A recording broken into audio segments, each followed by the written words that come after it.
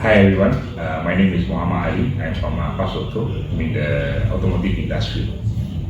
Company has been around since 2014. How I get to know about PIF is through Facebook marketing.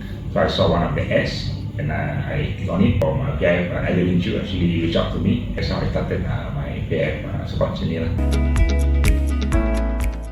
One of the key takeaways that I got from the days I attend the sessions was being from a conventional entrepreneur to a capital entrepreneur. So that was one of my biggest takeaways initially. Then moving forward, I get to know the importance of actually knowing about company valuation, so I can actually move forward for the business to actually grow rather than just using my own capital or maybe so-called loan from the finance company. So I believe that this thing called leverage.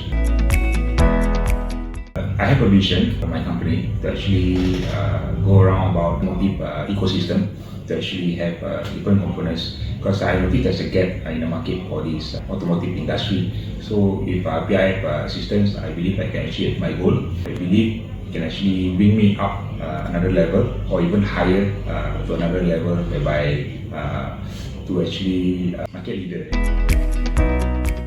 Do come down to PIF Capital to actually find out more about how you can actually move from. I think you will benefit more than you get to know. Yeah.